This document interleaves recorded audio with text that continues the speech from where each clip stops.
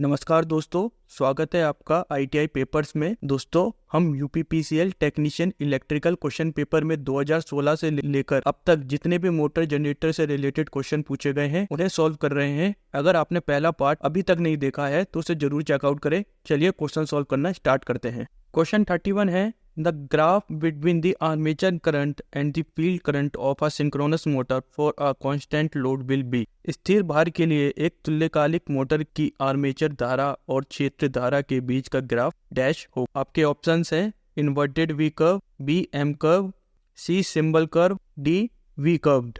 देखिए, V curve विभिन्न भार के लिए स्टेटर करंट बनाम फील्ड करंट के बीच का एक प्लॉट है। स्टेटर करंट मतलब हमारा आर्मेचर करंट और फील्ड करंट के बीच का ये प्लॉट होता है वी कर्व।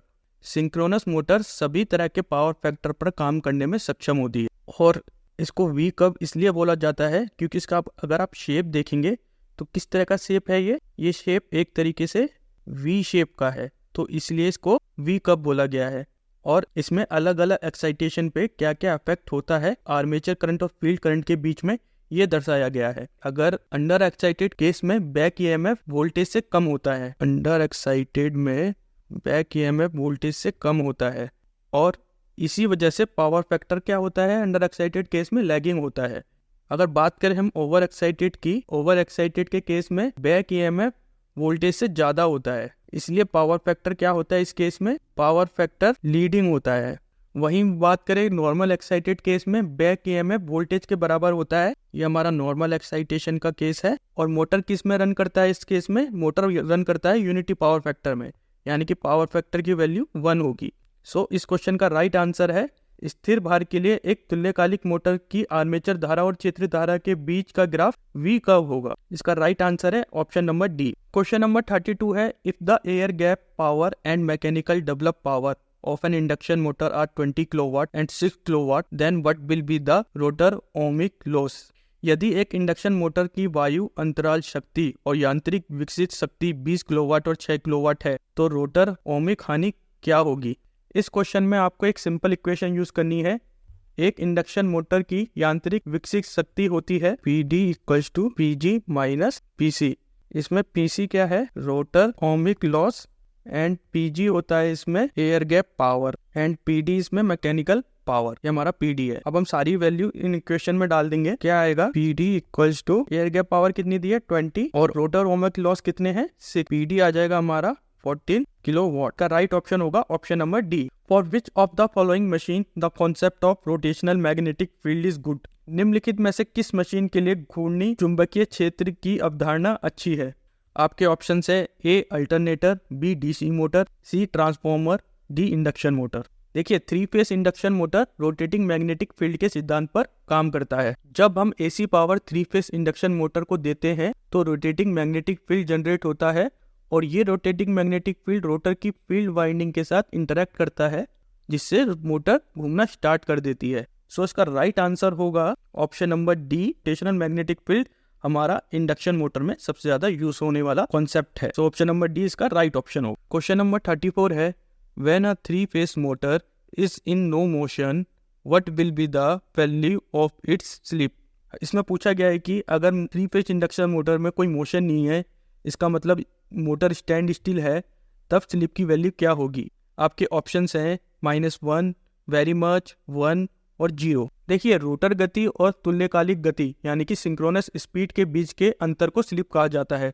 इसका एक फॉर्मूला है स्लिप का, slip equals to NS minus NR upon NS, यानी कि NS इसमें क्या है, सिंक्रोनस स्पीड, NR इसमें रोटर स्पीड। अब क्योंकि मोटर स्टैंड स्टिल है यानी कि स्थिर स्थिति में है, तो उस केस में क्या होगा, रोटर की जो वैल्यू है यानी कि NR की वैल्यू है वो हो जाएगी 0। तो अगर हमको इस वैल्यू में फिट करें तो NR 0 हो गया, बचा कितना NS, तो S कितना आ जाएगा इस केस में 1। तो स्लिप कितना होगा, स्लिप का मान कितना होगा 1 होगा। किस केस में, जब मोटर में कोई मोशन नहीं है, मोटर स्टैंड स्टिल है। सो इसका राइट आंसर होगा option number C. Question number 35 है, which of this motor has maximum speed when operated at no load. No load पर संचालित होने पर इनमें से किस मोटर की गति अधिकतम होती है? आपके ऑप्शन हैं A differential compound motor, B cumulative joint motor, C shunt motor, D series motor. देखिए डीसी सीरीज मोटर के केस में जनरेटेड फ्लक्स आर्मेचर करंट के डायरेक्टली प्रोपोर्शनल होता है, phi directly proportional to armature current. और speed जो होती है डीसी मोटर में वो इनवर्सली प्रोपोर्शनल होती है जनरेटेड फ्लक्स के, and speed is inversely proportional to generated flux. यहाँ पे जो फाई है ये फ्लक्स को डोनेट कर रहा है। जब मोटर पे कोई लोड नहीं होगा तब आर्मेचर करंट ना के बराबर होगा, यानी कि जो आर्मेचर करंट की वैल्यू है वो बहुत ज्यादा कम होगी। अगर जब आर्मेचर करंट की वैल्यू कम होगी तो बेसिकली क्या होगा, आपका फ्लक्स की वैल्यू भी कम होगी, क्योंकि ये दोनों डायरेक्टली प्रोपोर्शनल है। अब फ्लक्स की वैल्यू कम होगी तो यहाँ पे फ्लक्स की वैल्यू ऑलमोस्ट अगर इक्वल टू 0 है मान के चलिए, क्योंकि ये इनवर्सली प्रोपोर्शनल है, तो स्पीड कितनी हो जाएगी इसकी 1/0, मतलब स्पीड हो जाएगी इसकी इनफाइनाइट। इसलिए डीसी सीरीज मोटर को हम बिना लोड के रन नहीं करते हैं, इसमें कोई ना कोई हम लोड का यूज करते हैं, क्योंकि अगर इसमें लोड नहीं होगा तो डीसी मोटर की स्पीड काफी तेज हो जाएगी, जिसकी वजह से उसकी मोटर वाइंडिंग या इंसुलेशन वाइंडिंग खराब भी हो सकती है। क्वेश्चन में जो पूछा गया था कि किसमें सबसे ज्यादा मैक्सिमम स्पीड होगी under no load condition, DC series motor में सबसे ज्यादा स्पीड होगी under no load condition. So option number D इसका राइट ऑप्शन है। क्वेश्चन नंबर 36 है, if the contact resistance of carbon brushes in DC motor is high then, यदि DC मोटरों में कार्बन ब्रशों का संपर्क प्रतिरोध अधिक हो तो A current can be limited, B heating can be limited, C spark can be limited, D voltage can be limited. देखिए कार्बन ब्रशों का इस्तेमाल डीसी मोटर में क्यों किया जाता है, पहले तो हम थोड़ा सा जान लेते हैं। कार्बन ब्रश का प्रयोग डीसी मोटर जनरेटर में उनकी विद्युत चालकता और कम्यूटेटर के साथ अच्छा विद्युत संपर्क बनाए रखने की क्षमता के कारण किया जाता है। अब जैसे कि आप डायग्राम में देख सकते हैं, ये हमारा कार्बन ब्रश है, उसकी इलेक्ट्रिकल कंडक्टिविटी अच्छी होती है, लेकिन अगर हम इसको किसी लो रेजिस्टेंस मटेरियल से बनाए तो इसमें क्या होता है, इसमें स्पार्किंग जनरेट होने का चांसेस ज्यादा हो जाता है। क्यों? अगर रेजिस्टेंस कम होगा तो आपका करंट ज्यादा फ्लो कर सकता है और जिससे स्पार्किंग भी हो सकती है, क्योंकि ये एक्चुअली में बिल्कुल कनेक्ट नहीं होता है, ये वेल्ड नहीं होता है, ये एक संपर्क बिंदु की तरह होता है। यहाँ पे इसने केवल इसको कॉन्टैक्ट करा होता है। अब क्योंकि वो कार्बन मटेरियल एक हाई स्टैंडर्ड मटेरियल है तो उसमें वेयर एंड टेयर भी कम होते हैं जिसकी वजह से, और उसका रेजिस्टेंस भी हाई होता है जिसकी वजह से स्पार्किंग का जो चांसेस है वो काफी कम हो जाता है। अगर कोई नॉर्मल मटेरियल होगा तो जब ये रोटेट करेगा, आर्मेचर रोटेट करेगा तो यहाँ पे क्या आ जाएगा, वेयर एंड टेयर हो जाएगा, कार्बन घिस जाएगा, जिसकी वजह से यहाँ पे कुछ एयर गैप रहेगा और उस एयर गैप के कारण स्पार्किंग का खतरा ज्यादा हो सकता है। सो इसका राइट आंसर है आंसर नंबर सी, कि हम अगर हाई रेजिस्टेंस कार्बन ब्रशेस का यूज करते हैं तो हम स्पार्क को लिमिट में रख सकते हैं या स्पार्क को रोक सकते हैं डीसी मोटर के केस में। क्वेश्चन नंबर 37 है, An alternator has 9 branches per pole. If each coil is expanded to a pitch of 8 branches, what will be the pitch factor? एक अल्टरनेटर में प्रति पोल 9 शाखाएं होती हैं। यदि प्रत्येक कुंडल को 8 शाखाओं की पिच तक विस्तारित किया जाए तो पिच कारक क्या होगा? देखिए अल्टरनेटर का जो पिच फैक्टर होता है वो होता है Kp equals to cos alpha by 2। हमें अल्फा की वैल्यू एंगल यानी कि हमें गिवन नहीं है, हम इस एंगल को फाइंड आउट करेंगे। जो एंगल होता है वो किसके इक्वल होता है, 180 degree multiply by number of empty slot, यानी कि कितने खाली स्लॉट बचे हुए हैं, upon total number of slot, कितने स्लॉट्स हमें अवेलेबल है। तो टोटल नंबर ऑफ स्लॉट कितने थे, 9 ब्रांचेस थी पर पोल, यानी कि टोटल नंबर ऑफ स्लॉट्स हमारे पास कितने हैं, टोटल नंबर ऑफ स्लॉट्स हमारे पास गिवन है 9, ठीक है।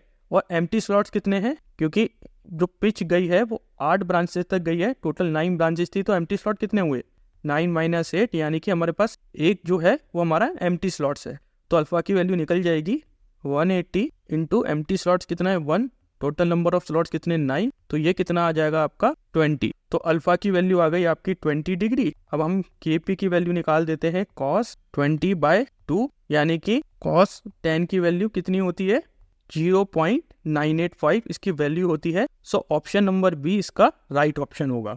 क्वेश्चन नंबर 38 है, अ 210 volt DC shunt motor draw a 30 ampere current and runs at 1200 rpm. If the armature and shunt field resistance are 2.5 ohm and 210 ohm respectively, then what will be the shunt field current? एक 210 volt DC shunt motor 3 ampere धारा लेता है और 1200 RPM पर चलता है। यदि armature और शंट क्षेत्र प्रतिरोध क्रमश 2.5 ओम और 210 ओम हो तो शंट क्षेत्र धारा कितनी होगी? देखिए डीसी शंट मोटर में शंट फील्ड करंट की इक्वेशन होती है, यहाँ पे ISH क्या है, field current V voltage, RS है फील्ड करंट का रेजिस्टेंस। तो V हमें गिवन है 210 वोल्ट और रेजिस्टेंस कितना गिवन है हमें, रेजिस्टेंस भी हमें 210 ओम गिवन है।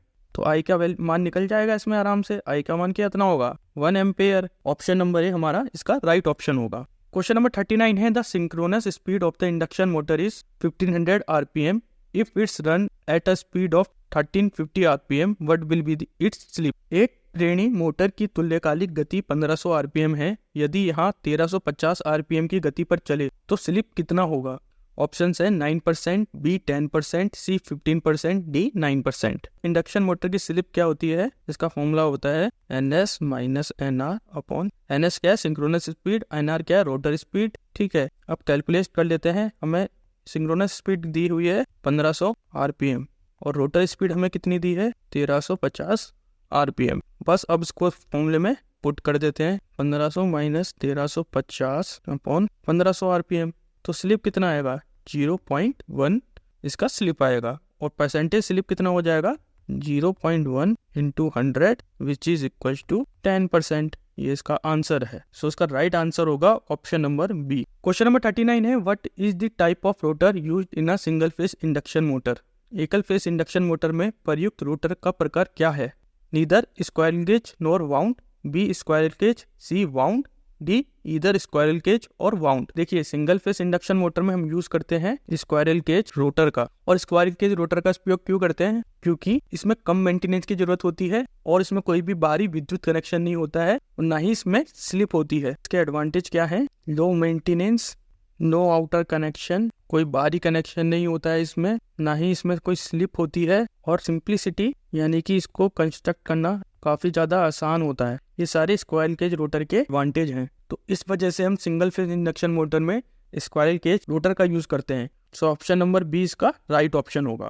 क्वेश्चन नंबर 40 है what will be the current drawn by a 200 volt DC series motor of 0.5 ohm armature resistance and 180 volt back electromotive force EMF। 0.5 armature प्रतिरोध और 180 वोल्ट विद्युत वाहक बल के 200 वोल्ट DC श्रेणी मोटर द्वारा कर्षित धारा कितनी होगी। देखिए DC मोटर की वोल्टेज इक्वेशन होती है V equals to EB minus IA RA। EB क्या है हम इसमें बैक EMF है, जल्दी जल्दी बता देता हूँ मैं आपको। IA हमारा आर्मेचर करंट है, RA हमारा आर्मेचर रेजिस्टेंस है। हमें RA की वैल्यू गिवन है आर्मेचर रेजिस्टेंस की 0.5 ओम। टर्मिनल वोल्टेज VT इसकी वैल्यू कितनी गिवन है हमें 200 वोल्ट और बैक EMF की वैल्यू कितनी गिवन है 180 वोल्ट। तो हमें आर्मेचर करंट निकालना है, सिंपल फॉर्म में पुट कीजिए जैसे अब 0.5 इंटू IA, तो ये आ जाएगा 0.5 IA इक्वल्स टू 20, IA आ जाएगा 40। IA का मान कितना आया 40 एम्पेयर। ये इसका राइट आंसर है। सो ऑप्शन नंबर डी इसका राइट ऑप्शन होगा। क्वेश्चन नंबर 41 है which of the following speed control technology is capable of controlling the speed of a DC shunt motor in both direction. निम्नलिखित में से कौन सी गति नियंत्रण तकनीक दोनों दिशाओं में DC शंट मोटर की गति को नियंत्रित करने में सक्षम है। आपके ऑप्शंस हैं the Ward Leonard method, B armature voltage control method, C armature resistance control method, D field diverter method. देखिए जो वाट लियोनार्ड ड्राइव एक नियंत्रण प्रणाली है जो DC मोटर की गति और दिशा को नियंत्रित करने के लिए दो DC मशीनों के संयोजन का उपयोग करती है। आप डायग्राम में देखिए यहाँ पे दो DC मशीन है, एक जनरेटर है और दूसरी यहाँ पे एक मोटर है। DC जनरेटर को यांत्रिक रूप से हम किससे कनेक्ट करते हैं, प्राइम मूवर के साथ इसे कनेक्ट करते हैं जो जनरेटर को स्थिर गति से घुमाता है। DC जनरेटर की जो फील्ड वाइंडिंग होती है उसे हम फील्ड रेगुलेटर और रिवर्सिंग स्विच के माध्यम से एक DC वोल्टेज लाइन से जोड़ते हैं। ये फील्ड जो वाइंडिंग है DC जनरेटर की, ये वाली जो वाइंडिंग, उसको हमने किससे जोड़ा हुआ है, फील्ड रेगुलेटर और रिवर्सिंग स्विच के माध्यम से DC सप्लाई लाइन के साथ जोड़ा हुआ है। तो DC मोटर को जो सप्लाई मिल रही है ना, वो किसके थ्रू मिल रही है, हमारी जनरेटेड वोल्टेज के थ्रू मिल रही है। DC मोटर की गति को फील्ड रेगुलेटर के माध्यम से शून्य से अधिकतम मूल्य तक परिवर्तित किया जा सकता है। जो हमने फील्ड रेगुलेटर लगाया है ना यहाँ पे, उससे हम क्या कर सकते हैं कि जो DC मोटर की जो स्पीड है उसको हम कंट्रोल कर सकते हैं। या तो उसको हम बहुत ज्यादा मैक्सिमम कर सकते हैं, रिवर्स में कर सकते हैं, या जीरो स्टैंड स्टिल में कर सकते हैं। तो ये मतलब ईदर डायरेक्शन, क्लॉकवाइज डायरेक्शन और एंटी क्लॉकवाइज डायरेक्शन में हम DC मोटर को रोटेट कर सकते हैं।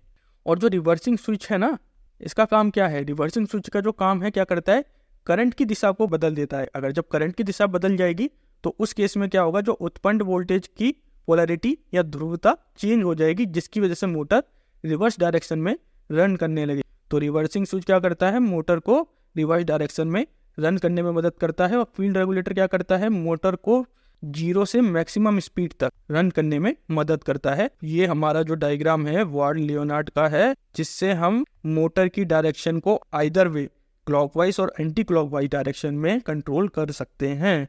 सो इसका राइट आंसर है option number A. Question number 42 है the slip of N induction generator is always.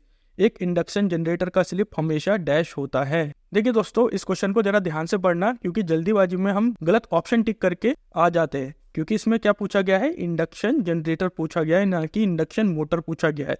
तो अगर हमने जिसको ध्यान से नहीं पढ़ा तो हम इंडक्शन मोटर का आंसर टिक करके इस क्वेश्चन में आ सकते हैं। फिर से सिंपल फॉर्मूला, स्लिप का फॉर्मूला अब तो आपको याद हो गया होगा अच्छे से। स्लिप का फॉर्मूला क्या है, NS minus NR upon NS। जब इंडक्शन मोटर की स्पीड सिंक्रोनस स्पीड से ज्यादा होती है तो इस केस में क्या होगा, रोटर की स्पीड अगर ग्रेटर है NS से, तो ये किस मोड में होगा, ये होगा हमारा जनरेटिंग मोड में। इसलिए जनरेटिंग मोड में स्लिप की स्पीड 0 से कम या नेगेटिव होनी चाहिए। अब आप कहोगे सर ये 0 से कम और नेगेटिव कैसे हुआ, तो देखिए हम मान के चलिए कि इस NS की वैल्यू क्या है, मान के चलिए 0.5 है, और जनरेटिंग केस में NR की वैल्यू NS की वैल्यू से ज्यादा होती है। तो मान लीजिए ये 1 है यहाँ पे वैल्यू, और यहाँ पे भी 0.5 है, तो S कितना निकल के आएगा, क्योंकि ये नेगेटिव है ये पॉजिटिव है, तो -0.5, तो S कितना निकल के आया, -1 निकल के आया, यानी कि ये इसकी वैल्यू क्या है, 0 से कम है और नेगेटिव है। तो ये मोड कौन सा हो गया, जनरेटिंग मोड हो गया। सेम आपको यहाँ पे दिखाया गया है, आप डायग्राम में देख सकते हैं कि S की वैल्यू जब 0 से कम हो तो उस केस में क्या होता है, मोटर जनरेटिंग रीजन में काम करती है। सो इसका राइट ऑप्शन होगा कि जब स्लिप की वैल्यू नेगेटिव है मोटर जनरेटिंग रीजन में काम करेगी। ऑप्शन नंबर बी इसका राइट ऑप्शन है। क्वेश्चन नंबर 43 है which type of rotor is used in an alternator that is used to produce electrical power in thermal power plants. Thermal power plant में विद्युत उत्पादन के लिए उपयोग किए जाने वाले अल्टरनेटर में किस प्रकार की रोटर का उपयोग किया जाता है। आपके ऑप्शंस हैं wound rotor, cylindrical rotor, C squirrel cage rotor, D silent rotor. हम किस अल्टरनेटर का यूज करते हैं थर्मल पावर प्लांट में, टर्बो अल्टरनेटर का।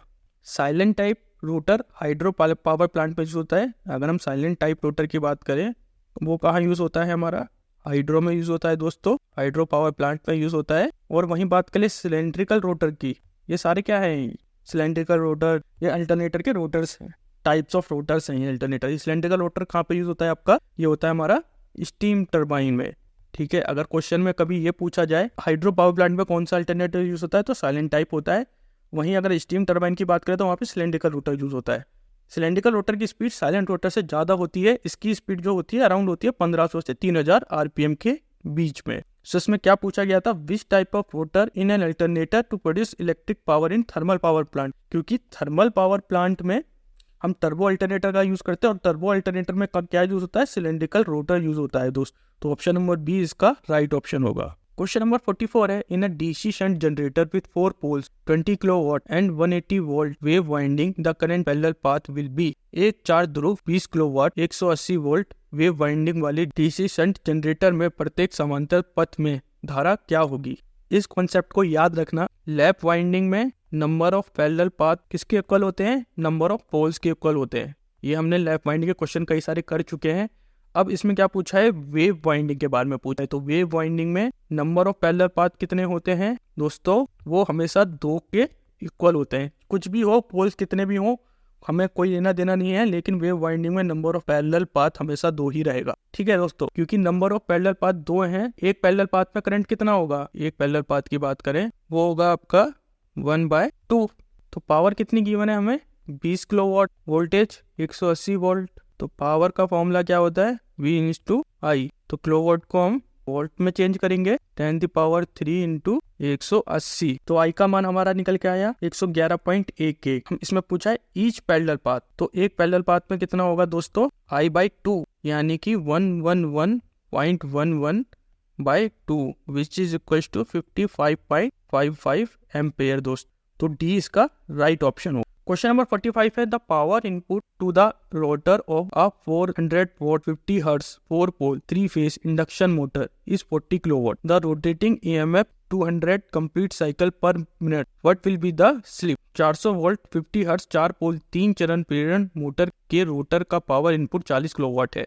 घूमने वाली EMF प्रति मिनट 200 पूर्ण चक्कर बनाती है, स्लिप का मूल्य क्या होगा। हमें स्लिप परसेंटेज निकालना है, कोई ज़्यादा बड़ा क्वेश्चन नहीं है, बहुत सिंपल है, हम बहुत ज़्यादा क्वेश्चन कर भी चुके हैं ऑलरेडी। इंडक्शन मोटर में रोटर की फ्रिक्वेंसी और स्लिप के बीच में एक रिलेशन होता है, उसका एक फॉर्मूला होता है FR = SFS।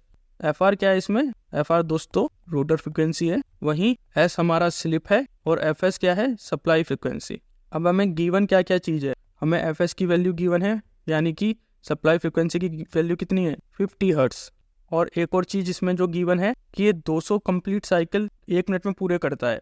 तो FR की वैल्यू दोस्तों कितनी आ जाएगी, जो रोटर है वो 200 साइकिल मार रही है 1 मिनट में, ठीक है। तो नंबर ऑफ साइकिल पर सेकंड कितना हो जाएगा इसका 200/60 विच इज इक्वल टू 3.33, ठीक है। ये रोटर की फ्रिक्वेंसी आ गई। FR कितना हो गया हमारा 3.33, तो 3.33 इक्वल्स टू S × 50, तो S की वैल्यू आ जाएगी आपकी 0.066, तो S कितना आ जाएगा 6.66%।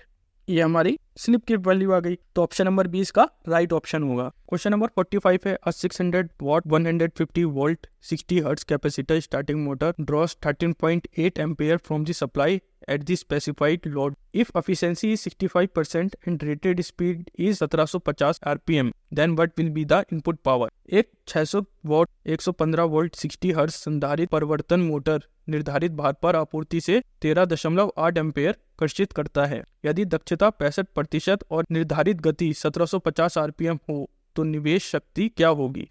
हमें क्या निकालना है, सीधा सीधा इसमें इनपुट पावर निकालना है कि मोटर की एफिशिएंसी क्या होती है। मोटर की एफिशिएंसी होती है हमारी output power upon input power. ये मोटर की एफिशिएंसी का फॉर्मूला है, ठीक है। एफिशिएंसी हमें कितनी दी गई है 65% दी गई है। आउटपुट पावर हमें कितनी दी है दोस्तों 600 वाट हमें आउटपुट पावर दी है, इनपुट पावर निकालनी है बस। तो इनपुट पावर कितनी आ जाएगी, इनपुट पावर इधर आ गया तो 600 upon 0.65 which is equals to 923.1 volt. Option number A इसका राइट ऑप्शन होगा। क्वेश्चन नंबर 46 है, which of the following machine has the concept of back EMF। निम्नलिखित में से किस मशीन में बैक EMF का अवधारणा होती है। ऑप्शन है DC motor, B induction motor, C relay, D inverter. देखिए बहुत इजी क्वेश्चन है। बैक EMF सबसे ज्यादा कहाँ यूज होता है, हम इतने सारे क्वेश्चन कर चुके हैं। बैक EMF का कॉन्सेप्ट कहाँ यूज हो रहा है, बैक EMF का कॉन्सेप्ट यूज हो रहा है DC मोटर में। स्लिप का कॉन्सेप्ट कहाँ यूज हो रहा है, स्लिप का कॉन्सेप्ट हमारा इंडक्शन मोटर और सिंक्रोनस मोटर में यूज होता है। बेसिकली हमारा इंडक्शन मोटर में स्लिप का कॉन्सेप्ट यूज होता है, जहाँ पे हम स्लिप निकालते हैं और रोटर की स्पीड निकालते हैं, सिंक्रोनस स्पीड निकालते हैं, उसमें हम इंडक्शन मोटर में स्लिप का कॉन्सेप्ट यूज हो रहा है, ठीक है दोस्तों। DC मोटर में बैक EMF का कॉन्सेप्ट यूज होता है, ठीक है। थोड़ा सा और जान लेते हैं कि बैक EMF का कॉन्सेप्ट क्या कहता है, डायग्राम से जानते हैं। जब DC मोटर का आर्मेचर स्टेटर द्वारा उत्पादित चुंबकीय क्षेत्र के भीतर घूमता है, यानी कि अगर मान के चलिए ये DC मोटर का क्या है, आर्मेचर है, ये DC मोटर का आर्मेचर है और ये रोटेट कर रहा है मैग्नेटिक फील्ड के अंदर, यानी कि चुंबकीय क्षेत्र के अंदर रोटेट कर रहा है, तो क्या करेगा ये मैग्नेटिक फील्ड ऑफ लाइन, जो ये वाली लाइन्स है ना दोस्तों आपको दिख रही है, इन लाइन को क्या करेगा कट करेगा। तो जब ये लाइन को काटेगा तो फराडे का नियम क्या बताता है हमें, फराडे का नियम बताता है कि DC मोटर के आर्मेचर वाइंडिंग में EMF उत्पन्न होगा। और अब यहाँ पे एक तो हमारा फराडे का नियम लगा, अब हमारा एक दूसरा नियम भी लगता है यहाँ पे जिसे हम बोलते हैं लेंज लॉ, ठीक है। लेंज लॉ क्या बताता है कि इंड्यूस्ड वोल्टेज की ध्रुवता, यानी कि इंड्यूस्ड वोल्टेज की पोलैरिटी करंट और चुंबकीय प्रवाह में परिवर्तन का विरोध करती है, यानी कि जो इसको उत्पन्न कर रहा है ना वोल्टेज या बैक EMF, उसको क्या करेगी अपोज करेगी, यानी अगर पॉजिटिव है तो नेगेटिव करेगी और नेगेटिव है तो उसे पॉजिटिव करेगी, मतलब उसके अपोजिट ही काम करती है। तो इंड्यूस EMF हमेशा वोल्टेज के विपरीत दिशा में कार्य करता है। जब ये हमारी आर्मेचर रोटेट करी तो इंड्यूस EMF जनरेट हुआ, फराडे लॉ ये बताता है। और इंड्यूस EMF जो होगा वो हमारे वोल्टेज के अपोजिट डायरेक्शन में वर्क करेगा। ये हमें कौन सा लॉ बताता है, ये हमें लेंज लॉ बताता है। सो हमने दोनों लॉ कवर कर लिए इस क्वेश्चन में। सो इसका राइट आंसर होगा answer number A, DC motor में बैक EMF कॉन्सेप्ट यूज होता है। क्वेश्चन नंबर 47 है, अ 3-phase 4-pole 12 slot synchronous machine is running at synchronous speed, what will be the angle of slot। एक 3-phase 4 पोल 12 slot synchronous machine synchronous गति से चल रही है, स्लॉट का कोण क्या होगा। ऑप्शन है 120 डिग्री, 25 डिग्री, 60 डिग्री, 30 डिग्री। देखिए सिंक्रोनस मोटर के स्लॉट एंगल का फॉर्मूला होता है 180 अपॉन स्लॉट पर पोल, ये इसका फॉर्मूला है। तो स्लॉट कितने गिवन है दोस्तों, यहाँ पे 12 गिवन है। पोल कितने गिवन है, यहाँ पे पोल 4 गिवन है। तो स्लॉट पर पोल कितना हो जाएगा दोस्त 12/4 3। तो ये कितना आ गया, एंगल कितना आ गया 180/3 which is equal to 60 degree. तो एंगल कितना है इसमें 60 डिग्री। राइट आंसर क्या होगा ऑप्शन नंबर सी। अगला क्वेश्चन है 6 pole 50 hertz induction motor is running at 970 RPM, what will be the frequency of rotational current. एक 6 ध्रुव 50 हर्ट्ज प्रेरणी मोटर 970 आरपीएम पर चल रही है, घूर्णक धारा की आवृत्ति कितनी होगी। फिर से वही सिंपल क्वेश्चन, रोटर करंट की फ्रीक्वेंसी का फॉर्मूला क्या होता है। अभी एक क्वेश्चन कराया ना हमने, इसका फॉर्मूला अभी आपने करा होगा, याद आया कुछ, ठीक है। इसमें एस का मान क्या होता है हमारा, N S minus N R upon N S. अब हमें क्या निकालनी है, सिंक्रोनस स्पीड भी निकालनी है हमें इसमें। तो सिंक्रोनस स्पीड कितनी होती है, 120 एफ अपॉन पी, ये होता है फॉर्मूला। तो 120 फ्रीक्वेंसी कितनी गिवन है 50, नंबर ऑफ पोल कितने गिवन है 6, तो एन एस की वैल्यू कितनी आ गई दोस्तों 1000 आरपीएम। और हमें 970 यानी कि हमें किसकी वैल्यू गिवन है, हमें एन आर की वैल्यू ऑलरेडी गिवन है 970, तो स्लिप निकल जाएगा दोस्तों 1000 minus 970 upon 1000 which is equal to 0.03। अब हमें रोटर फ्रिक्वेंसी कितनी हो जाएगी दोस्त, एस इंटू एफ एस, तो एस कितना है 0.03 into 50 which is equal to 1.5 hertz. Option number A इसका राइट ऑप्शन है। क्वेश्चन नंबर 49 है, with increase in load dash show constant speed, भार में वृद्धि के साथ डैश स्थिर गति दर्शाता है। भार में वृद्धि के साथ केवल और केवल डीसी शंट मोटर स्थिर गति दर्शाता है। ऐसा क्यों होता है ये भी जान लेते हैं। डीसी सीरीज मोटर में जो फील्ड वाइंडिंग होती है वो दोस्तों आर्मेचर वाइंडिंग के पैरेलली कनेक्ट होती है, ये दोनों एक दूसरे के पैरेलली कनेक्टेड हैं। इसका मतलब क्या है, अगर वोल्टेज की वैल्यू यहाँ पे V है तो यहाँ पे भी V होगी और यहाँ पे भी V होगी, ठीक है, क्योंकि अब दोनों वाइंडिंग में क्या होगा, सेम करंट फ्लो करेगा। और डीसी शंट मोटर में field winding magnetic field generate करता है, यानी कि जो हमारा ये फील्ड वाइंडिंग है ये क्या है, ये मैग्नेटिक फील्ड जनरेट कर रहा है, मतलब रोटेटिंग पार्ट कौन सा है, ये है। और क्योंकि वोल्टेज कांस्टेंट है तो मैग्नेटिक फील्ड भी क्या होगा, इसमें कांस्टेंट रहेगा। इसकी वजह से जो जनरेटेड फ्लक्स रहेगा वो भी कांस्टेंट रहेगा। और कॉन्सेप्ट इसमें यूज होता है, आपको पता लग गया कि जी इसमें जनरेटेड जो फ्लक्स है वो कांस्टेंट है। आप कहोगे आपके साथ ये तो जनरेटेड फ्लक्स कांस्टेंट है तो हम क्या करें, इससे थोड़ी ना मोटर कांस्टेंट होगी। देखिए डीसी शंट मोटर में जो स्पीड होती है वो डायरेक्टली प्रोपोर्शनल होती है बैक ईएमएफ के और इनवर्सली प्रोपोर्शनल होती है फाई के। इसलिए डीसी शंट मोटर की जो स्पीड रहती है वो प्रैक्टिकली कांस्टेंट रहती है, क्योंकि फाई कांस्टेंट है। इसकी स्पीड किसकी डायरेक्टली प्रोपोर्शनल बैक ईएमएफ के। तो ये क्या है, बैक ईएमएफ इसका क्या है, कांस्टेंट रहेगा, तो स्पीड भी इसकी क्या रहेगी दोस्तों, कांस्टेंट रहेगी। इसीलिए डीसी शंट मोटर में हमारी स्पीड कांस्टेंट रहती है। इसका राइट आंसर होगा option number A. Question number 50 है, the power factor of a single phase induction motor is low due to. Single phase induction motor का पावर फैक्टर डैश के कारण कम होता है। ऑप्शन है abundant erosion current, B low erosion flux, C abundant erosion flux, D abundant magnetising current. एक हम इसमें भी डायग्राम देख लेते हैं दोस्तों। सिंगल फेज इंडक्शन मोटर का पावर फैक्टर लो होता है। लो पावर फैक्टर का मतलब क्या हुआ, हाई मैग्नेटाइजिंग करंट। ये इसका कॉन्सेप्ट है कि अगर पावर फैक्टर लो होगा तो मैग्नेटाइजिंग करंट ज्यादा होगा। सिंगल फेज इंडक्शन मोटर में वोल्टेज और करंट आउट ऑफ फेज रहते हैं। ये वोल्टेज है और ये करंट है आउट ऑफ फेज है, और करंट क्या कर रहा है, वोल्टेज से लैग कर रहा है। इसलिए इसका जो डायग्राम बना है, जो करंट बना है वो नीचे की तरफ बना है, और इसी वजह से यहाँ इसका पावर फैक्टर लो होता है, क्योंकि इसमें मैग्नेटाइजिंग करंट हाई होता है। सो ऑप्शन नंबर ए इसका, ऑप्शन नंबर डी इसका राइट ऑप्शन हो। क्वेश्चन नंबर 51 है, what is the function of semi closed slot in an induction motor. प्रेरणी मोटर में सेमी स्लॉट परखांचिए का क्या कार्य होता है। आपके ऑप्शन है increasing the repulsion torque, B increasing the acting torque, C increasing efficiency, D decreasing magnetic current and increasing power factor. दोस्तों इसका भी एक डायग्राम देख ही लेते हैं। देखिए मोटर की चुंबकीय सर्किट और पावर फैक्टर को बेहतर बनाने के लिए सेमी स्लॉट डिजाइन का उपयोग किया जाता है। ये आप सेमी स्लॉट देख रहे हैं ना, ये देखिए ये पहला जो है आपका ओपन स्लॉट है, बी क्या है सेमी स्लॉट है, ये आधा खुला हुआ है और आधा बंद है, और सी क्या है ये फुल्ली क्लोज्ड है।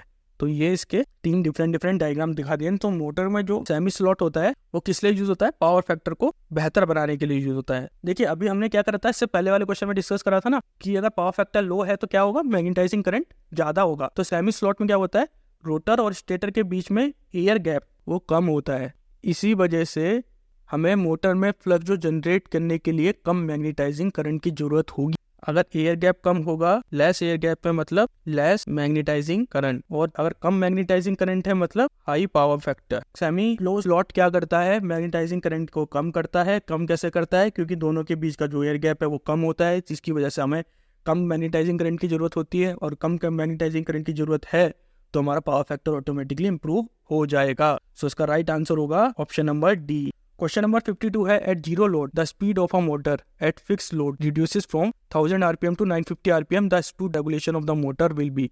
एक मोटर की निर्धारित भार पर गति शून्य भार पर 1000 आरपीएम से 950 आरपीएम तक कम हो जाती है। मोटर की गति विनियमन क्या होगा? स्पीड रेगुलेशन हमें देखना है। स्पीड रेगुलेशन क्या होता है? No load minus full load upon no load. No load की वैल्यू कितनी दी है?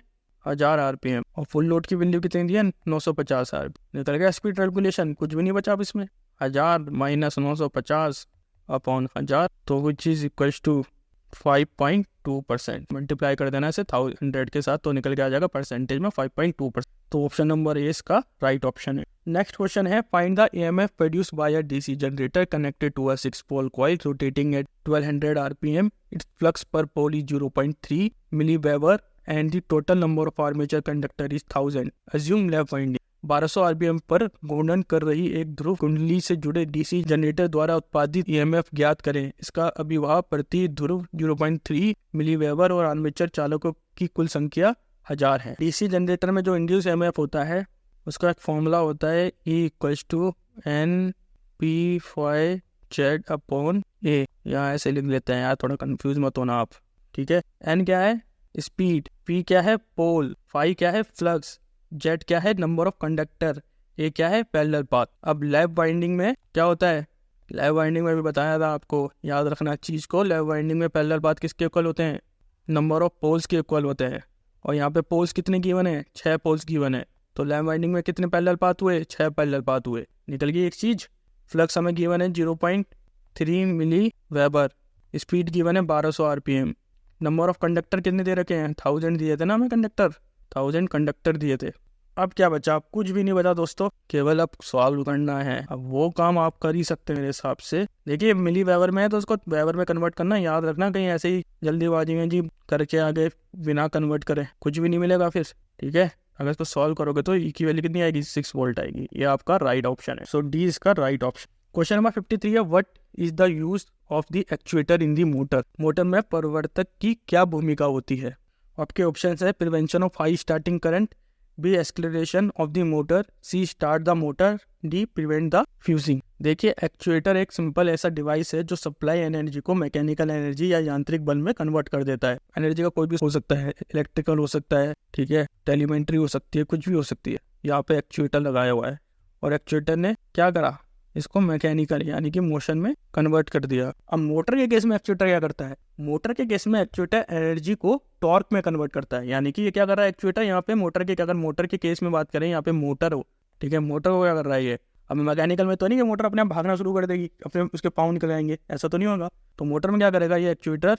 मोशन में कन्वर्ट करेगा। और मोशन का मतलब यहाँ पे क्या है? इसका मतलब इसको टॉर्क में कन्वर्ट करेगा एक्चुएटर। और मोटर को हाई स्टार्टिंग करंट या हाई इंड्रेस करंट से भी बचाएगा। पहला काम एक्चुएटर का क्या है कि टॉर्क जनरेट करना, और दूसरा काम क्या हो गया एक्चुएटर का? हाई इंड्रेस करंट्स को कंट्रोल करना या मोटर को हाई इंड्रेस करंट से बचाना। इंड्रेस करंट मैक्सिमम करंट होता है जो मोटर की स्टार्टिंग के टाइम पे जनरेट होता है, और ये करंट मोटर या उसके सर्किट को जला सकता है। इसलिए मोटर की स्टार्टिंग के टाइम पे हम क्या करते हैं दोस्तों? वेरिएबल फ्रीक्वेंसी ड्राइव का यूज करते हैं या सॉफ्ट स्टार्टर का यूज करते हैं, जो मोटर की स्पीड और टॉर्क को कंट्रोल करने में हमारी हेल्प करता है। तो एक्चुएटर ने क्या करा है दोस्तों? इसमें prevention of high starting current एक पॉइंट, और दूसरा पॉइंट क्या था? To generate torque. तो ये एक्चुएटर 2 काम कर रहा है। ऑप्शन नंबर ए इसका राइट ऑप्शन है। क्वेश्चन नंबर 54 है in a DC machine each conductor is located at dash from the magnetic flux and is located in the direction of its motion. किसी DC machine में प्रत्येक चालक चुंबकीय अभिवाह से dash पर और उसकी गति की दिशा में स्थित होता है। आपके ऑप्शन हैं 180 डिग्री, 90 डिग्री, 0 डिग्री, 120 डिग्री। चलो दोस्तों इसका भी एक डायग्राम देख ही लेते हैं। डायग्राम से बहुत अच्छा समझ आता है मेरे हिसाब से। देखिए जब एक करंट कंडक्टर मैग्नेटिक लाइन को कट करेगा और यहाँ फिर उसके अंदर रोटेट करेगा तो ये फोर्स जनरेट होगा जो ईएमएफ होता है। ये कॉन्सेप्ट ऑलरेडी हम समझा चुके हैं। ये फोर्स मैक्सिमम कब होगा? जब ये वाला जो एंगल है, ये वाला एंगल यहाँ पे हो जाएगा, यानी कि ये वाला एंगल कितना हो जाएगा दोस्तों? 90 डिग्री। जब अभी क्या चल रहा है? अभी ये क्या करेगा? पूरी मैग्नेटिक लाइंस को कवर करेगा, ठीक है, और ये वाला एंगल हमारा 90 डिग्री हो जाएगा। तब उस केस में मैक्सिमम मैग्नेटिक लाइन के परपेंडिकुलर होंगी। ये बिल्कुल इस मैग्नेटिक लाइन के क्या है दोस्तों? ये परपेंडिकुलर है, तो फोर्स हमारा मैक्सिमम होगा। देखिए फॉर्मूला होता है एक F = BIL साइन थीटा। और अगर साइन थीटा मतलब अगर इसकी वैल्यू 90 होगी दोस्तों, तो साइन 90 कितना होता है दोस्तों, 1 होता है। तो F इक्वल्स टू कितना हो जाएगा, BIL। ये इसकी मैक्सिमम वैल्यू शो करता है, ठीक है। तो इसका मतलब जब कंडक्टर परपेंडिकुलर होगा मैग्नेटिक लाइंस के, तब मैक्सिमम फोर्स जनरेट होगा। सो इसका राइट आंसर है option number B. Question number 55 है, in a generator the direction of induce electromotive force EMF is represented by. एक जनरेटर में प्रेरित विद्युत वाहक बल EMF की दिशा को डैश द्वारा दर्शाया जाता है। A Fleming right hand rule, B Fleming left hand rule, C Faraday law, D Lenz law. चलिए इसका एक डायग्राम देख लेते हैं। चुंबकीय क्षेत्र में धारा प्रवाहित कंडक्टर पर बल की दिशा फ्लेमिंग के दाहिने हाथ के नियमों के उपयोग करके निर्धारित की जा सकती है। यानी कि फ्लेमिंग के राइट हैंड रूल से हम मैग्नेटिक फील्ड को दिखा सकते हैं। अब फ्लेमिंग का राइट हैंड रूल क्या कहता है, इसको देख लेते हैं डायग्राम्स। हमें इसमें 3 उंगलियों की जरूरत पड़ती है। कौन कौन सी? अंगूठे की जरूरत पड़ती है, तर्जनी उंगली की जरूरत पड़ती है, और एक मिडल फिंगर यानी कि मध्यम उंगली की जरूरत पड़ती है। अगर हम अंगूठे, तर्जनी और दाहिने हाथ की मध्यम उंगली को एक दूसरे के परपेंडिकुलर लंबवत व्यवस्थित करते हैं, जैसे कि आपको ये डायग्राम में दिख रहा है कि हमने क्या करा है, इनको, ये हमारा 90 डिग्री का एंगल, ये हमारा 90 डिग्री का एंगल, ठीक है, हमने परपेंडिकुलर व्यवस्थित करा है। तो अंगूठा क्या दिखाता है, हमारा मोशन ऑफ कंडक्टर यानी कि करंट की दिशा को इंगित करता है। तर्जनी उंगली क्या दिखा रही है, मैग्नेटिक फील्ड को दर्शाती है। और जो मध्यम उंगली है वो क्या दिखा रही है आपको, वो दिखा रही है इंड्यूस्ड करंट, करंट किस डायरेक्शन में इंड्यूस हो रहा है, तो वो इसको दर्शाती है, ठीक है दोस्तों। तो ये हमने जनरेटर की डायरेक्शन को हम कैसे डिफाइन कर सकते हैं, जनरेशन की डायरेक्शन को हम फ्लेमिंग के राइट हैंड रूल के द्वारा निर्धारित कर सकते हैं। ऑप्शन ए इसका राइट ऑप्शन होगा। क्वेश्चन नंबर 56 है, what will be the slip at a maximum torque in the running state if a 6-pole 3-phase star connected induction motor running at 400 volt 50 hertz its rotational resistance is 0.04 ohm and stationary reactance is 0.2 ohm per phase। एक 6 ध्रुव 3 कला star connected प्रेरणी motor 400 volt 500 hertz पर चलता है। इसका घूर्णक प्रतिरोध 0.04 ओम कला और गतिहीन प्रतिरोध 0.2 ओम प्रति कला है। चालू अवस्था में अधिक बला गुण पर संपर्ण कितना होगा। क्वेश्चन कितना लंबा दे देते हैं यार, कंफ्यूज कर देते हैं भाई, पर आंसर बिल्कुल आसान होता है, ठीक है। क्वेश्चन से मत घबराना, सॉल्यूशन पे फोकस रखना। ठीक है, मैक्सिमम टॉर्क पर स्लिप की क्या वैल्यू होती है, कुछ फॉर्मूले याद रखने पड़ेंगे आपको। स्लिप कब मैक्सिमम होगा, स्लिप की वैल्यू कितनी होती है मैक्सिमम पे, R2/X2। R2 क्या है यहाँ पे दोस्तों, रोटर रेजिस्टेंस, याद रखना। और X2 क्या है यहाँ पे, स्टैंड स्टिल रिएक्टेंस। तो हमें गिवन क्या है, R2 की वैल्यू कितनी गिवन है, 0.04 ओम पर फेज। X2 का कितना गिवन है, 0.2 ओम पर फेज। तो एस मैक्स कितना आ जाएगा, यानी कि मैक्सिमम टॉर्क पर स्लिप 0.04/0.02। तो एक्स मैक्स कितना आ गया, 0.2। परसेंटेज में निकालोगे दोस्तों तो कितना आ जाएगा यार, 20%। भाई साहब इतना बड़ा क्वेश्चन है, डराने के लिए कुछ भी नहीं है क्वेश्चन में, वैल्यू निकल के आ गई आपकी। तो 20% इसका राइट ऑप्शन है, option number D. Question number 57 है, which of the following is not a constant loss of a DC generator. निम्नलिखित में से कौन सा डीसी जनरेटर का निरंतर हानि नहीं है। ऑप्शन है iron loss, shunt field loss, C copper loss, D mechanic. देखिए 2 तरह के लॉसेस होते हैं हमारे बेसिकली, रोटेशनल लॉस और कॉपर लॉस। रोटेशनल लॉस में दोस्तों कौन कौन से लॉस आ गए हमारे, फ्रिक्शन लॉस आ गए, विंडेज लॉस आ गए, वाइंडिंग वाले लॉस और आयरन लॉस आ गए। फ्रिक्शन लॉस में भी हमारे बेयरिंग लॉस है, ब्रश फ्रिक्शन है। आयरन लॉस में कौन कौन है, एडी करंट लॉस और हिस्टैरिसीस लॉस, ठीक है।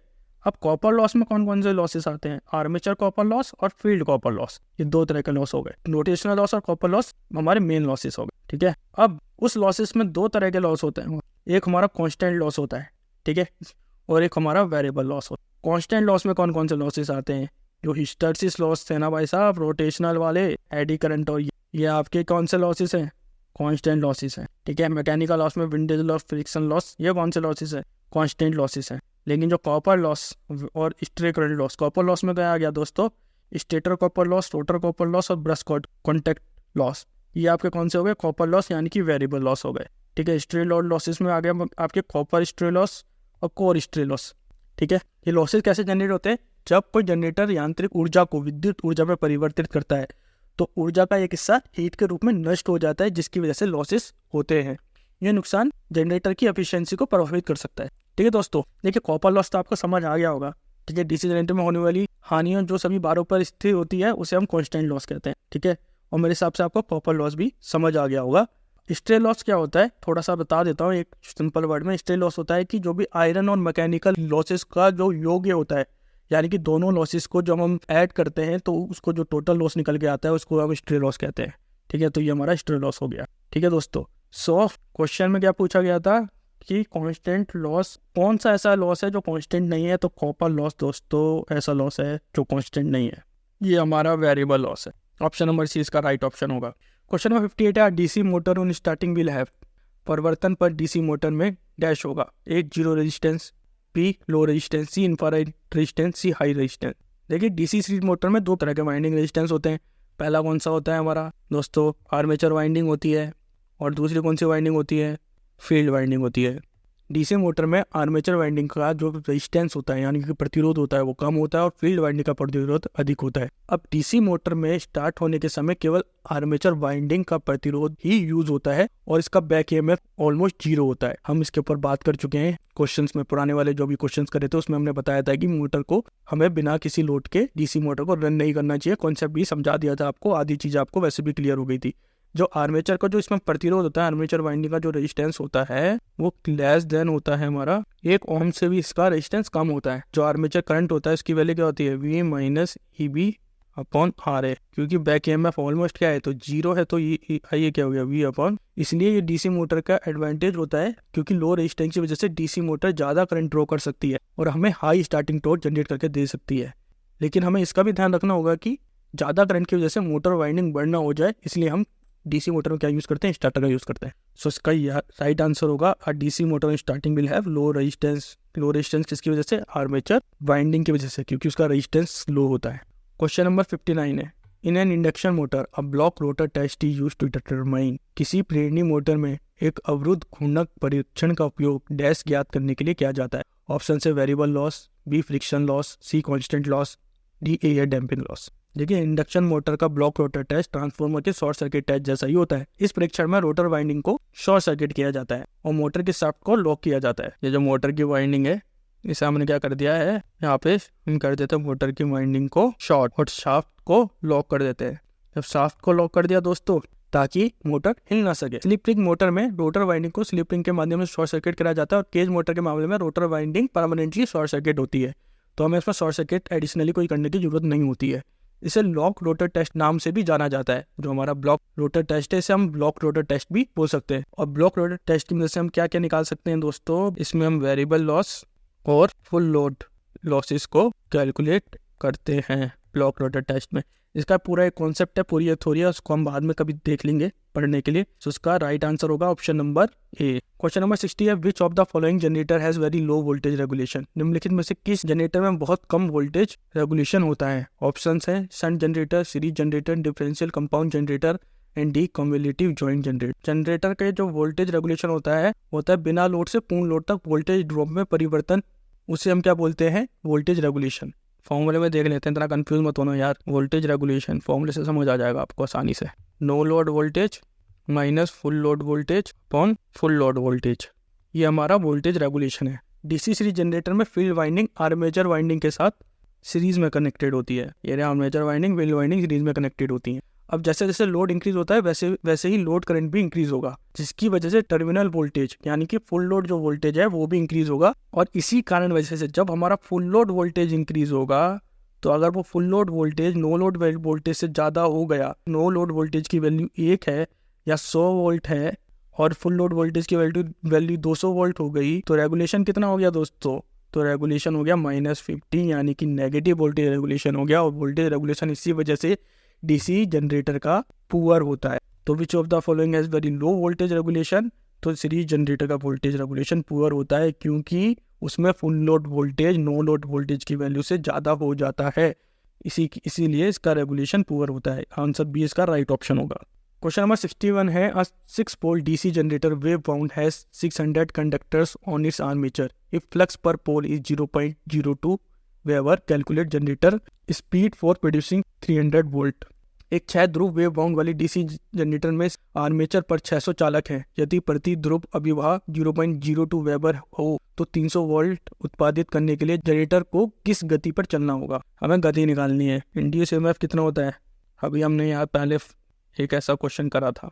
शायद याद हो अगर आपने थोड़ा ध्यान दिया होगा तो, ठीक है ना। ये था इसका फॉर्मूला, सारी चीज़ ऑलरेडी मैं पहले बता चुका हूँ। तो P कितना होगा 6, हमें अब नंबर ऑफ पोल कितना दे रखा है 6, फ्लक्स कितना दे रखा है 0.02 वेबर, ठीक है। इंड्यूस EMF कितना है 300 वोल्ट, नंबर ऑफ कंडक्टर हमें 600 दे रखे हैं, और क्योंकि ये वेव बाउंड है तो नंबर ऑफ पैरेलल पाथ कितने होंगे, हमेशा 2 ही रहेंगे। अब हमें क्या निकालना है, इसमें स्पीड निकालनी है, बाकी सारी वैल्यू तो गिवन है दोस्तों।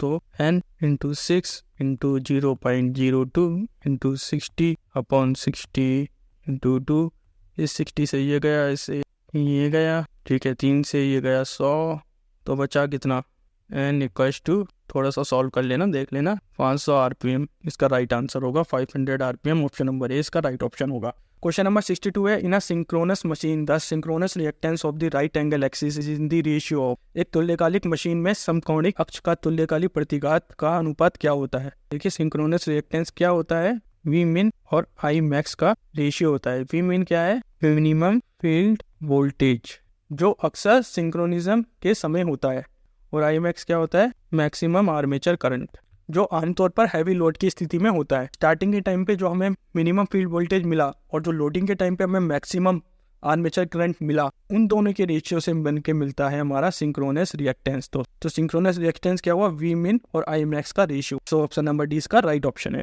क्वेश्चन नंबर 63 है, a 220 volt shunt motor draw a total current of 20 ampere, the shunt field resistance is 250 ohm and the armature resistance is 0.3 ohm, what will be its EMF। एक 220 volt shunt motor कुल 20 ampere की धारा लेता है, shunt क्षेत्र प्रतिरोध 250 ओम है और आर्मेचर प्रतिरोध 0.3 ओम है। पश्व विद्युत वाहक बल EMF कितना होगा। देखिए DC शंट मोटर के EMF का फॉर्मूला होता है EB = V - IN/RA। EB क्या है, बैक EMF, V क्या है, टर्मिनल वोल्टेज, I है armature current, RA armature resistance.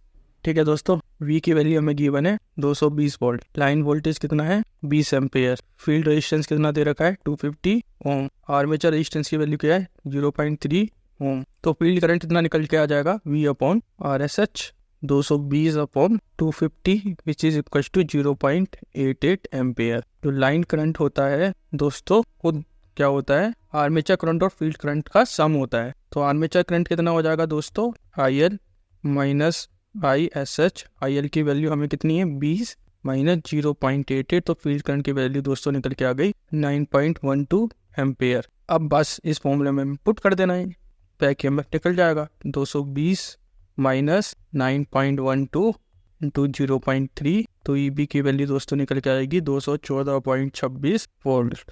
ये इसका राइट ऑप्शन होगा। सो 214 मतलब ऑप्शन नंबर सी इसका राइट ऑप्शन है। क्वेश्चन नंबर 64 है, no load operation is not recommended for which of the following motor. Option है induction motor, DC shunt motor, DC series motor, synchronous motor. दोस्तों ये question 2 या 3 बार already हो चुका है, ज़्यादा नहीं बताएंगे इसके बारे में।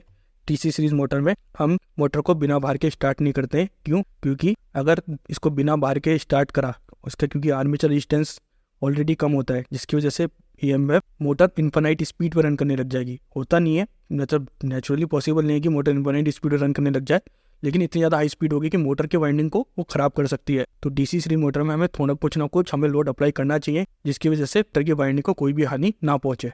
सो ऑप्शन सी इसका राइट ऑप्शन होगा। क्वेश्चन 65 है, the dash induction motor at full load has the highest power factor in operation. पूर्ण भार पर डैश प्रेरणी मोटर में परिचालन पर उच्चतम शक्ति गुणक होता है। आपके ऑप्शन है capacitor run type, capacitor starting type, C shaded pole, D split face.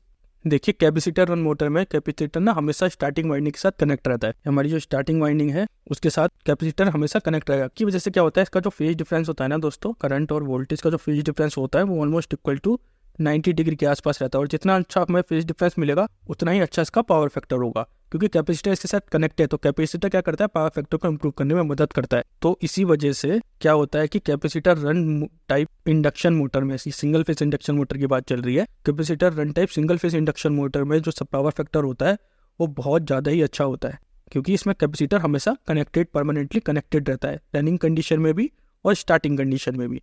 सो इसका राइट ऑप्शन होगा option number A. Question number 66 है 4 pole 240 volt 150 volt 60 hertz capacitor starting induction motor takes a full load line current of 5.3 ampere while running at 1760 rpm. If the full load efficiency of the motor is 64%, then what will be the motor slip? देखिए बहुत simple question है। Question देख के डरना मत। Synchronous speed होती है हमारी ns equals to 120f upon p। तो ns कितना हो जाएगा 120, फ्रिक्वेंसी कितनी गिवन है 16 upon p4 which is equals to 1800 rpm। Slip कितना है ns minus nr upon ns। तो कितना हो गया दोस्तों 1800। 1760 ऑलरेडी गिवन है हमें। रोटर स्पीड अपॉन 1800 सॉल्व करोगे तो इसकी वैल्यू आएगी 0.022। किस में आ रहा है 0.022? ऑप्शन नंबर बी में। ऑप्शन नंबर बी इसका राइट ऑप्शन है। क्वेश्चन 67 है what will be the frequency of the produce electromotive force in 6 pole alternator running and 1000 RPM. 1000 RPM पर चल रही एक 6 ध्रुव प्रत्यवर्ती में उत्पादित विद्युत वाहक बल EMF की आवृत्ति कितनी होगी? सिंपल क्वेश्चन, ज्यादा दिमाग लगाने की जरूरत नहीं है। NS कितना होगा 120f अपॉन p। गिवन क्या है? पोल कितने गिवन है 6। NS कितना गिवन है? फ्रीक्वेंसी निकालनी है ना। सिंक्रोनस स्पीड 1000 गिवन है, फ्रीक्वेंसी हमें निकालनी है, पोल हमें गिवन है। ठीक है जी। इससे कटा 12, इससे कटा 50, तो फ्रीक्वेंसी कितनी निकली दोस्तों 50 हर्ट्ज। यह है आंसर इसका option number D. Question number 68 है which of the following motor is used in a swing machine. सिलाई मशीन में निम्नलिखित में से किस प्रकार की मोटर का उपयोग किया जाता है? ऑप्शन है DC series motor, B AC series motor, C DC shunt motor, D AC shunt motor.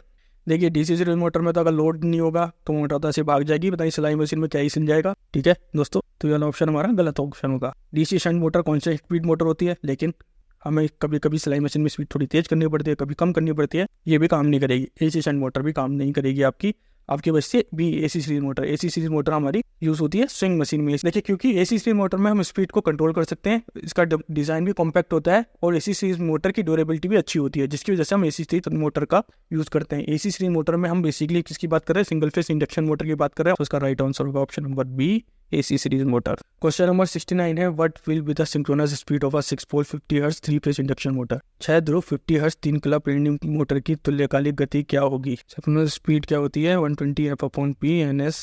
तो 120 into 50 upon 6 NS equals to 1000 rpm। Option number D इसका राइट ऑप्शन होगा। क्वेश्चन नंबर 70 है in an alternator the speed of the prime mover can be controlled by. एक प्रत्यावर्तित में अर्धचालक की गति को डैश द्वारा नियंत्रित किया जा सकता है।